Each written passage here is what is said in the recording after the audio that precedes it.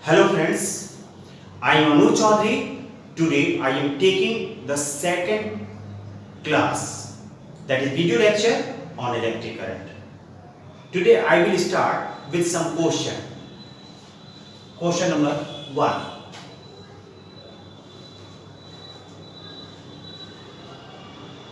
A conductor carries a current given by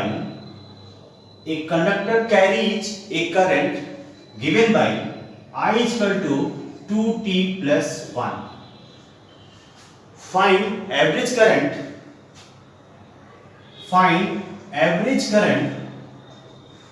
between the duration t is equal to 2 second to t is equal to 6 second. हमें ये पता है कि जो हम एवरेज करंट निकालते हैं equal to charge flown upon time taken, ये फॉर्मूला हमें अप्लाई करना है. इस क्वेश्चन को मैं इंटीग्रेशन की सहायता से भी वर्कआउट कर सकता हूं, ग्राफ की सहायता से भी. मैं इसको ग्राफ से प्रेफर करूंगा वर्कआउट करने के लिए. यहां पे देखें, this is the I and this is the time. अगर मैं इस ग्राफ को प्लॉट करूं तो t equal to 0 second, t की वैल्यू 0 रखूं तो i इक्वल टू 1 आ जाएगा. मींस ग्राफ यहां से स्टार्ट होगा और कुछ इस प्रकार से जाएगा. 2 सेकंड सपोज कर लो यहां पे कंप्लीट होते हैं एंड 6 सेकंड सपोज करो यहां पे कंप्लीट होते हैं. 2 सेकंड में जो करंट फ्लो कर रहा है यहां पे t इक्वल टू 2 रखें तो 2 into 2 मतलब ऐसे करें, 2 सेकंड में करंट अगर i2 फ्लो करे तो 2 into 2 plus 1 equal to 5 ampere. और 6 सेकंड पे i6 मान लें, 2 into 6 प्लस 1 13 एम्पियर. मींस यहां पे मेरे पास 5 एम्पियर आएगा और यहां पे अगर मैं ड्रॉ करूं तो ये 13 एम्पियर आ जाएगा. ये करंट एक्सिस है. जो चार्ज फ्लो करेगा पहले लेक्चर में देखा था इस एरिया के बराबर होगा जो कि एक ट्रेपेजियम का एरिया होगा. Therefore charge flown equal to half sum of parallel side. एक पैरेलल साइड ये है, दूसरी पैरेलल साइड ये है, 5 प्लस 13 इनटू परपेंडिकुलर डिस्टेंस. यहाँ 2 सेकंड, यहाँ 6 सेकंड, तो इन दोनों के बीच का डिफरेंस 4 सेकंड होगा. 2 2 जा 4 equal to 5 13 18 to the 36 coulomb charge flow करेगा. जो टाइम इसमें आएगा वो आएगा 6 minus 2 इक्वल टू 4 सेकंड. ठीक. देयरफॉर एवरेज करंट अगर हम फाइंड आउट करें then it comes out to be I average is equal to Q by T 36 by 4 is equal to 9 ampere. This is 36 by 4 is equal to 9 ampere. Now coming to second question. इसको मैं integration से भी कर सकता हूं लेकिन उस method को मैं नेक्स्ट क्वेश्चन में आपको समझा रहा हूं.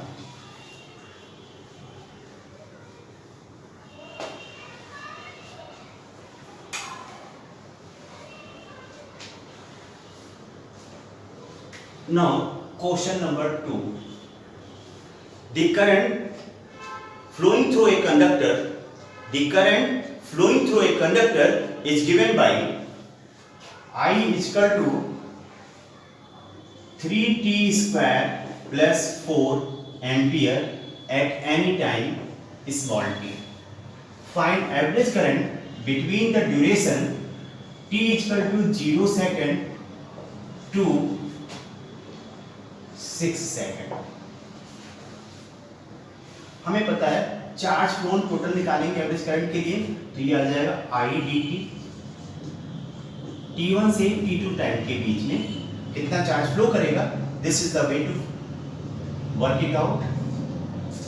0 second to 6 second it comes out to be 3t square plus 4 dt. इसको हम सॉल्व करें 3 t cube by 3 t square का इंटीग्रेशन प्लस 4t 0 to 6, 3 से 3 कैंसिल हो जाएगा. t cube plus 4t 0 to 6 equal to 6 का क्यूब प्लस 4 इंटू 6 माइनस 0 रखेंगे तो ये भी 0 हो जाएगा, ये भी 0 हो जाएगा।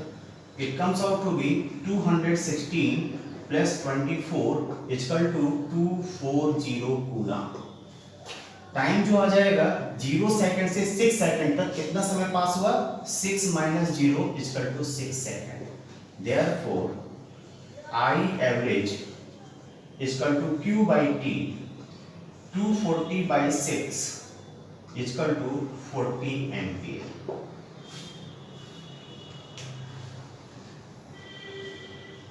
ये दो मेथड हैं, एक को हमने ग्राफ बेसिस पे, जहां मेरे लिए ग्राफ को ड्रॉ करना आसान हो वहां पे मैं ग्राफ को ड्रॉ करूंगा, और जहां पे वो मुझे डिफिकल्ट लगे मैं इंटीग्रेशन मेथड के थ्रू इसको वर्कआउट कर सकता हूं। Now coming to next concept और थ्योरी।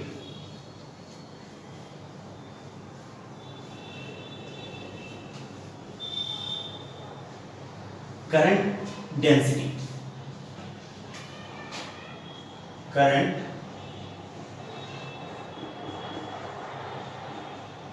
डेंसिटी।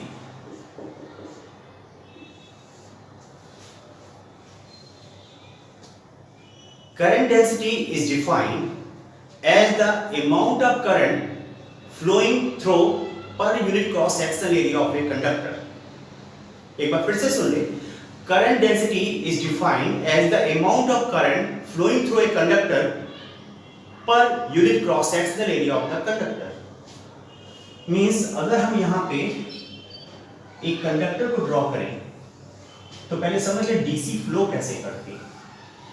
हमने यहाँ पे वैसे देखा था आई करंट फ्लो कर रहा है, तो ये करंट यूनिफॉर्मली हर जगह से फ्लो करती है। अगर ये यूनिफॉर्म कंडक्टर है या किसी जंक्शन पे किसी पॉइंट पे क्रॉस सेक्शनल एरिया ए है, करंट आई फ्लो कर रहा है, then current density is defined as, इसको हम J से शो करते हैं, I by A, और इस वेक्टर क्वांटिटी है current density, vector J equal to I upon vector upon A into n cap. जो इसकी यूनिट होगी I का एम्पियर पर मीटर स्क्वायर, लेकिन इसे ऐसे लिखेंगे एम्पियर मीटर पावर -2। यहां पे देखें ये मेरे पास क्रॉस सेक्शनल एरिया है, अगर इसको मैं इस प्रकार से डिनोट करूं तो I इस डायरेक्शन फ्लो कर रही है, इसका n कैप इस डायरेक्शन में आएगा। तो किसी भी क्रॉस सेक्शनल एरिया का जो नॉर्मल होता है, जो n कैप होता है, वो नॉर्मल उस डायरेक्शन का लेते हैं जिस डायरेक्शन में करंट फ्लो करती है। क्लियर? इसमें एक चीज और हमने पहले पढ़ा था, I equal to NEAVD, therefore J equal to I by A NEAVD upon A से A कैंसिल हो जाएगा। ये कहता है J इक्वल टू NEVD। ये फॉर्मूला भी मुझे ध्यान रखना चाहिए, सिंपली इसको रिप्लेस करने से I और की वैल्यू रखने से आ जाता है। Clear? Now next problem.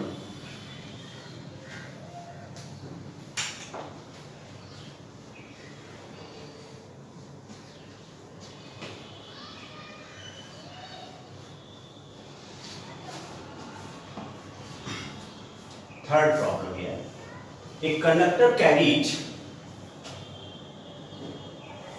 10 ampere current. एक कंडक्टर में 10 एम्पियर करंट फ्लो कर रही है।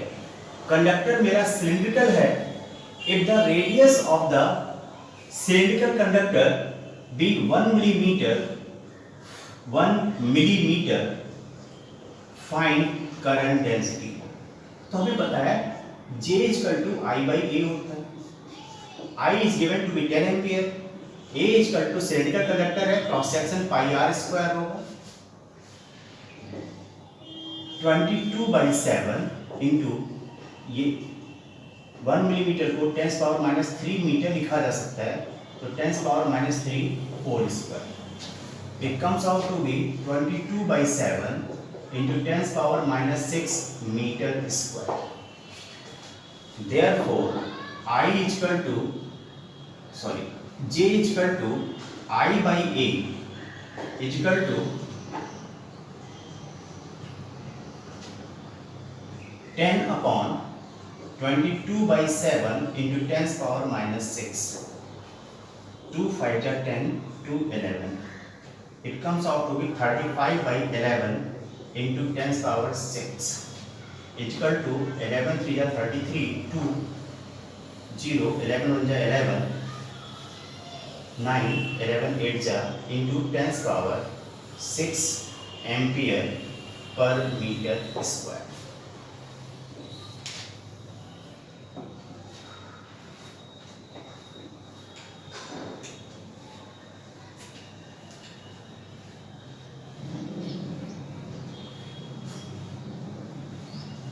Next, electron mobility.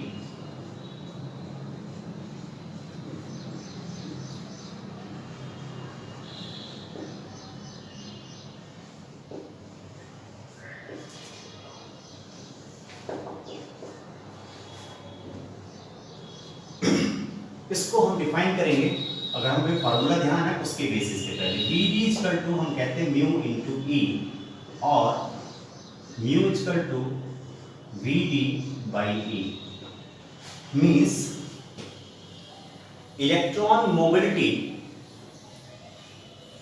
of a conductor is defined as the drift speed acquired by the conductor for the per unit electric field established inside the conductor. फिर से सुन ले, electron mobility of a conductor is defined as the drift speed acquired by the conductor for per unit electric field established inside the conductor. per unit electric field के लिए electron per unit electric field पर जो conductor के अंदर हो, जो electric field established conductor के अंदर हो, उस पर यूनिट इलेक्ट्रिक फील्ड के लिए जितनी ड्रिफ्ट स्पीड एक इलेक्ट्रॉन फ्री इलेक्ट्रॉन एक्वायर करता है उसी को उसकी इलेक्ट्रॉन मोबिलिटी कहते हैं। अगर हम इसमें यूनिट की बात करें तो भाई ये ड्रिफ्ट स्पीड है या ड्रिफ्ट वेलोसिटी है मीटर पर सेकंड और इसका न्यूटन पर कूलाम आ जाएगा, न्यूटन पावर -1 मीटर पर सेकंड कूलाम। न्यूटन को अगर हम लिखें kg पावर -1 मीटर पावर -1 सेकंड power 2 metre second -1 ampere into second coulomb को लिखा जा सकता है। तो यहाँ से आ जाएगा kg पावर -1 मीटर, मीटर से कैंसिल आउट हो जाएगा, मीटर की पावर 0 उसको हम नहीं लिखेंगे, सेकंड एम्पियर टू सेकंड और यहाँ पे स्क्वायर रहेगा तो ये सेकंड स्क्वायर ही रहेगा, इससे कैंसिल हो जाएगा इनटू एम्पियर। अगर यहाँ पे हम डायमेंशन की बात करें तो डायमेंशन को लिख सकते हैं kg means m⁻⁻⁻⁻⁻⁻⁻⁻⁻⁻⁻⁻⁻⁻⁻⁻⁻⁻⁻⁻⁻⁻⁻⁻⁻⁻⁻⁻⁻⁻⁻⁻⁻ time 2 ampere 1। ये चीजें जो इलेक्ट्रॉन मोबिलिटी है ये अक्सर बच्चों को परेशान करती है, इस पे आप अलग से ध्यान दीजिए जिससे कि ये आपके लिए प्रॉब्लम क्रिएट ना करे। Now the next topic,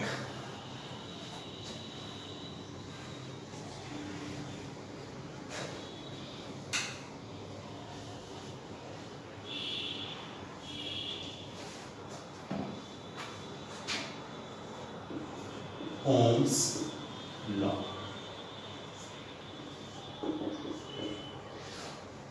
before coming to Ohm's law एक बार मैं दोबारा क्लियर करना चाहूंगा। जब इलेक्ट्रोस्टैट में हम स्टडी करते हैं तो हम ये कहते हैं मेटल के अंदर इलेक्ट्रिक फील्ड 0 होती है। वहां से एक गलत इंप्रेशन आपके पास जाता है कई बार, अगर वहां पे इसको क्लियर ना किया गया हो इन दैट केस कि मेटल के अंदर इलेक्ट्रिक फील्ड हर केस में 0 होती है, ये टोटली गलत बात है। उस मेटल के अंदर इलेक्ट्रिक फील्ड 0 होती है जिस मेटल के अंदर कोई भी इलेक्ट्रिक करंट फ्लो ना कर रहा हो। तो पहले ये असर्टेन कर लिए, सुनिश्चित कर लीजिए कि जो मेटल है उसके अंदर कोई करंट फ्लो नहीं कर रहा है, तब आप क्लियरली आराम से बिना किसी डाउट के कह सकते हैं कि उसके अंदर इलेक्ट्रिक फील्ड 0 होगी। अगर करंट फ्लो कर रहा है तो उसके अंदर इलेक्ट्रिक फील्ड जीरो नहीं होगी। हम जो ओम्स लॉ एस्टैब्लिश करेंगे, प्रूव करेंगे, वहां पे इलेक्ट्रिक फील्ड उसके अंदर एज्यूम करके ही प्रूव करेंगे। यहाँ पे इस बात को ध्यान रखिए कि कोई भी मेटल जो आइसोलेटेड हो, जो किसी सर्किट का हिस्सा ना हो, या अगर सर्किट का हिस्सा हो उसमें करंट फ्लो ना कर रहा हो, तो inside the metal electric field zero होती है। और अगर करंट फ्लो कर रहा हो मेटल में, अगर मेटलिक कंडक्टर में करंट फ्लो कर रहा हो, तो बिना इलेक्ट्रिक फील्ड के कहीं पर भी कोई भी इलेक्ट्रिक करंट फ्लो नहीं कर सकता, चाहे वो मेटल हो या कोई और सब्सटेंस हो। नाउ ओम्स लॉ लिखें। दिस लॉ स्टेट्स दैट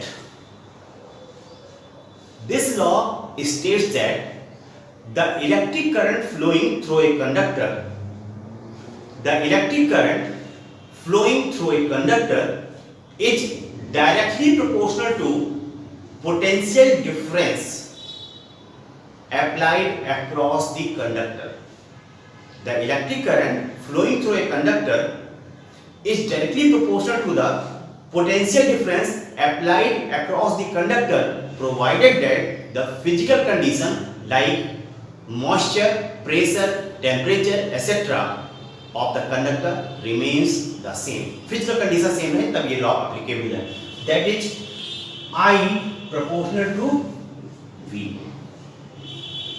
ये लॉ है I proportional to V है, इसको V proportional to I, मतलब what I want to say इतना लिखा जा सकता है। लेकिन हम कन्वेंशन क्या है, राइट हैंड साइड में किसको लिखते हैं, इंडिपेंडेंट वेरिएबल को, ठीक, उससे डिपेंडेंट वेरिएबल मिलती है। तो यहाँ पे पोटेंशियल डिफरेंस हम अप्लाई करते हैं तब इलेक्ट्रिक करंट फ्लो करती है। Means potential difference independent variable है, ये राइट हैंड साइड आएगा, और लेफ्ट हैंड साइड पे करंट डिपेंडेंट वेरिएबल है वो आएगा। उल्टा मत लिखिएगा, ठीक, उल्टा मैथमेटिकली सही हो सकता है, लेकिन फिजिकल इंटरप्रिटेशन जहां पे इंडिपेंडेंट वेरिएबल की बात आएगी गलत हो जाएगा, क्योंकि इंडिपेंडेंट वेरिएबल पोटेंशियल डिफरेंस है ना कि करंट। करंट तो डिपेंडेंट वेरिएबल। और V proportional to I, ठीक, if physical conditions remain the same,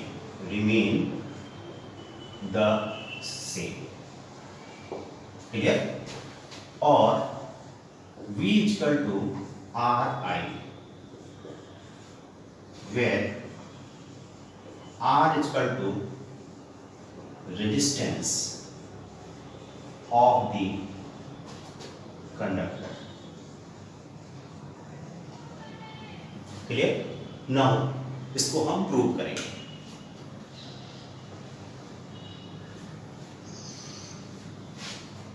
इसको हम प्रूव करेंगे।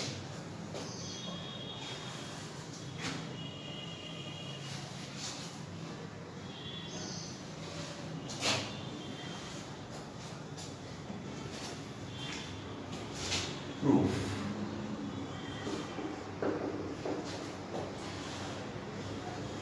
हमने एक कंडक्टर लिया, यूनिफॉर्म कंडक्टर है, मींस इसका क्रॉस सेक्शनल एरिया हर जगह सेम है, लेंथ L है, ठीक। इस डायरेक्शन में हमने इसको V पोटेंशियल डिफरेंस अप्लाई किया। ये V पोटेंशियल डिफरेंस इस डायरेक्शन में E electric field, uniform electric field establish कर देगा। जो फ्री इलेक्ट्रॉन होगा उस पर इलेक्ट्रिक फोर्स एक वर्क करेगा जो इलेक्ट्रिक फील्ड के अपोजिट डायरेक्शन में होगा, ठीक। इसके साथ कुछ चीजें हमें और मानी है, तो हमने क्या कहा, let a uniform conductor of cross section area capital A be carrying current capital I as shown in the diagram when potential difference V is applied across it, ठीक। हमारे पास करंट अगर इस डायरेक्शन में फ्लो कर रहा है तो current के परपेंडिकुलर प्लेन से ऐसे इसको कट करेंगे। ऐसे कट करने से कुछ सर्कुलर एरिया मुझे अगर सिलिंड्रिकल कंडक्टर दिखाई देगा, उसी को क्रॉस सेक्शनल एरिया कहते हैं। क्रॉस सेक्शनल एरिया हमेशा करंट डायरेक्ट फ्लो के डायरेक्शन के परपेंडिकुलर प्लेन में लाई करता है, clear.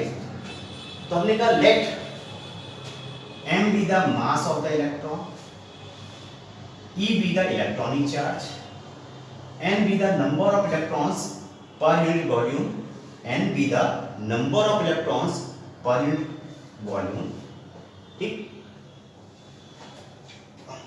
Tau relaxation period and Vd be the drift speed acquired by the electron. Now electric field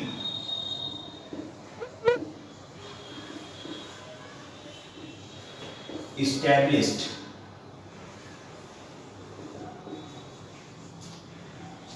inside the conductor E equal to होगा potential difference upon length of the conductor, therefore force acting on free electron F equal to q e होता है, यहाँ E capital E होगा, minus sign नहीं ले रहा हूँ, minus sign से केवल इतना आएगा इलेक्ट्रिक फील्ड के अपोजिट डायरेक्शन में फोर्स वर्क करेगा, तो वो मैंने पहले ही इंडिकेट कर दिया। Therefore, acceleration of free electron, acceleration of free electron, ये जो आ जाएगा A इक्वल टू आ जाएगा force by mass of electron E capital E by small है।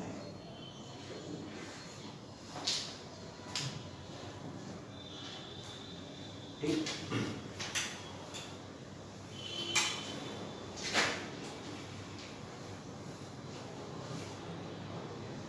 यहां पे हमने टाउ रिलैक्सेशन पीरियड को सपोज कर लिया था, देयरफॉर फ्रॉम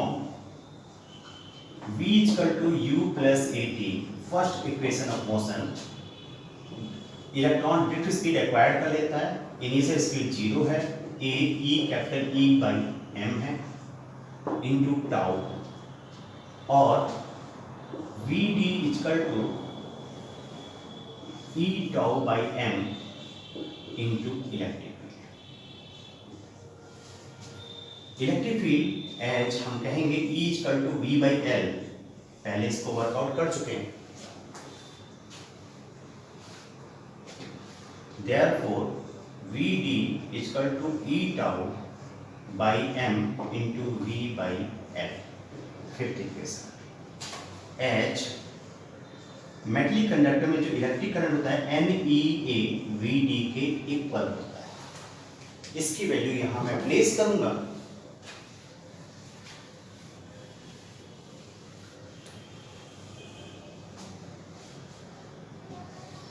आ जाएगा I equal to NEA, VD को लिखूंगा E tau by M into V by L, और I equal to NE square tau, NE square tau by M A by L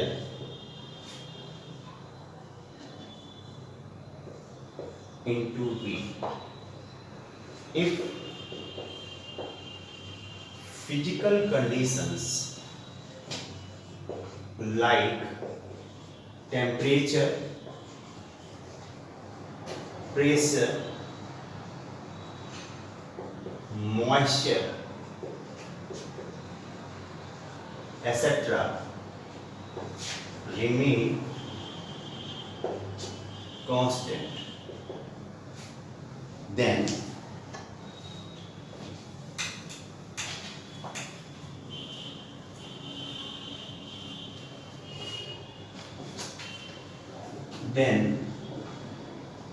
NE square tau by M and A by L will become constant। यहाँ पे इस बात को ध्यान रखें, ये important है मेरे लिए। N क्या है? Number of free electrons per unit volume या फ्री इलेक्ट्रॉन कंसंट्रेशन, ये केवल टेम्परेचर का फंक्शन है।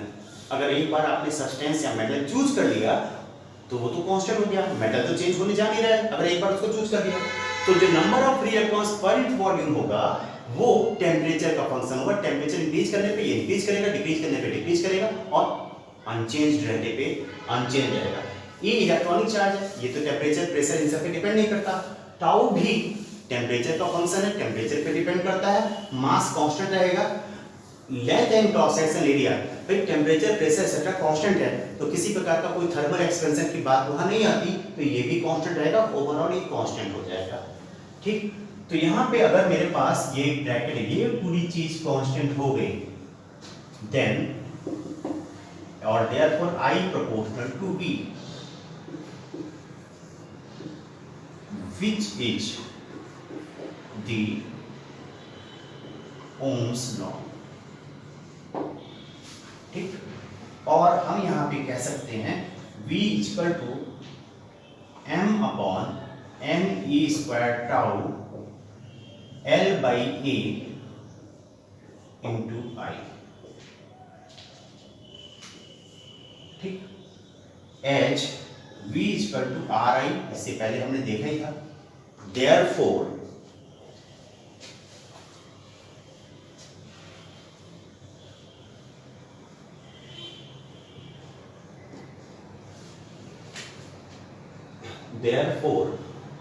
R is equal to m upon n e square tau into L by A, और R is equal to, इसको rho कहते हैं, specific resistivity और resistivity of the substance L by A, इसको भी हम ध्यान रखेंगे। Where rho is equal to m upon n e square tau equal to specific resistance और रेजिस्टिविटी ऑफ द सब्सटेंस। ठीक, तो यहां पे जब मैंने ओम्स लॉ को प्रूव किया तो वहां पर हमने दिखाया, हर बुक में दिखाया हुआ है, हर जगह सब लोग दिखाते हैं कि उसके अंदर जो कंडक्टर मेटेलिक कंडक्टर है उसके अंदर इलेक्ट्रिक फील्ड है। तो एक बात को फिर से मैं आपको रिकॉल कराऊंगा कि कोई भी आइसोलेटेड मेटेलिक कंडक्टर, आइसोलेटेड जो किसी सर्किट का हिस्सा ना हो जिसमें करंट फ्लो कर रही है, किसी भी मेटल में अगर करंट फ्लो कर रही है तो उसमें इलेक्ट्रिक फील्ड उसके अंदर जरूर होगी, अगर करंट फ्लो नहीं कर रही है तो उसके अंदर इलेक्ट्रिक फील्ड जीरो होगी। दूसरी बात, हमें वहां पे इलेक्ट्रोस्टैट में सीखना चाहिए था कि कभी भी किसी भी मेटल को कोई भी इलेक्ट्रिक फील्ड किसी भी केस में पेनिट्रेट नहीं कर सकती। समझ में आ रहा है? नहीं समझ में आ रहा है? समझ ले पेनिट्रेशन का मीनिंग क्या है। यहां पे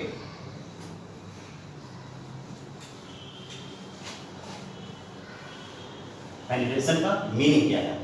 मींस मेरे पास यहां पे एक मेटेलिक कंडक्टर है, कोई इस प्रकार से इलेक्ट्रिक फील्ड इस प्रकार से इसको क्रॉस नहीं कर सकती। ठीक, ये बात बिल्कुल गलत है कि अंदर इलेक्ट्रिक फील्ड हर केस में जीरो होती है। हाँ भाई जीरो होती है अगर उस मेटेलिक कंडक्टर में करंट फ्लो ना कर रही हो, और अगर उसमें करंट फ्लो कर रही हो तो अंदर electric field line metallic conductor को इस प्रकार से पेनिट्रेट नहीं कर सकती, क्रॉस नहीं कर सकती। Is that clear? Now coming to next point, resistance.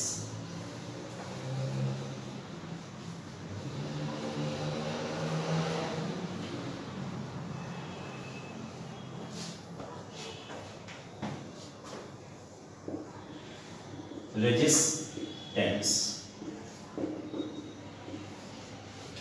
ये लिखेंगे the hindrance offered by a conductor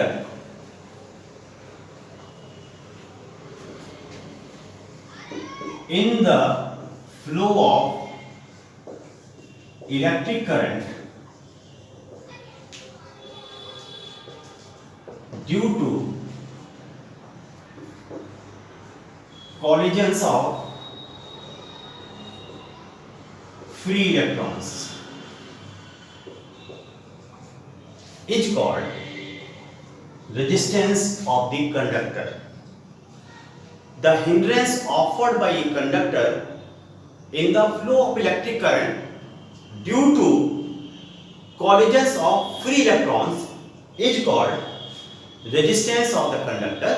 It is represented by capital R and given by R is equal to rho L by E।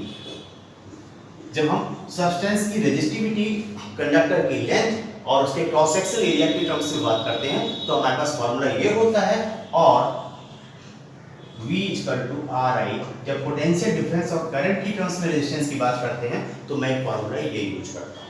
ठीक, now types of resistance, types of resistance. सबसे पहले हम कहेंगे ohmic resistance. Ohmic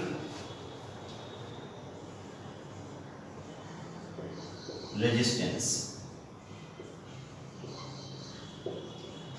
the resistance which follows Ohm's law is called ohmic resistance। the resistance which follows Ohm's law, ऐसा कोई भी resistance जो ohms के लॉ को फॉलो करता है उसको हम ओहमिक रेजिस्टेंस कहते हैं। एग्जांपल में रेजिस्टेंस ऑफ मेटल। ठीक, यहां पे जो वी आई और वी कर्व होता है, ग्राफ होता है, वो एक स्ट्रेट लाइन होता है, वो एक स्ट्रेट लाइन होता है। तो हम दूसरे सेंस में कह सकते हैं किसी भी कंडक्टर जिसका I वर्सेस V ग्राफ एक स्ट्रेट लाइन हो वो ओहमिक रेजिस्टेंस होता है। Number 2, unohmic resistance. Unohmic resistance, unohmic resistance,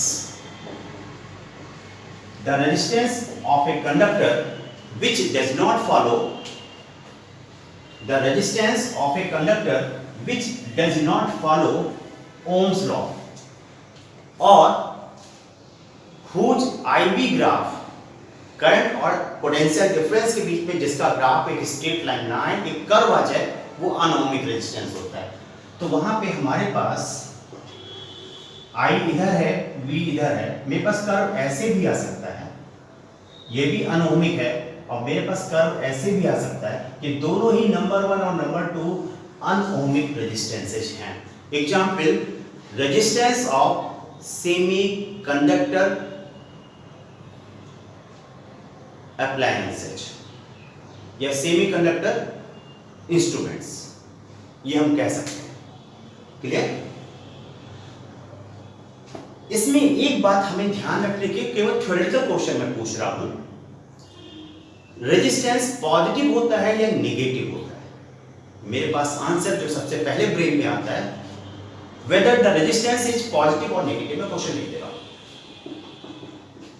whether the resistance is positive और नेगेटिव। आंसर, दो आंसर है, पॉजिटिव फॉर मेटल्स, जो मेटल का रेजिस्टेंस होता है वो हमेशा पॉजिटिव होता है।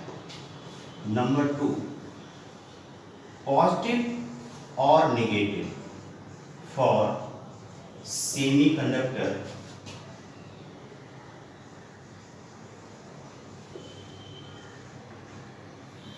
एग्जाम्पल में सेमीकंडक्टर डायोड की बात कर लें तो इसका पॉजिटिव और नेगेटिव दोनों होता है।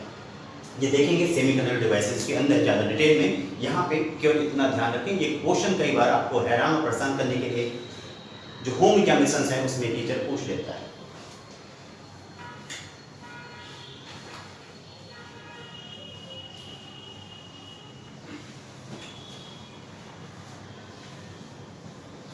Now, in this lecture, I will refrain myself up to here only. In next lecture, in next chapter or video, I will not say chapter, in next video, I am going to discuss series and parallel combination of resistances along with a large number of series combination and other problems regarding to resistance. Till then, goodbye, good day, have a nice day.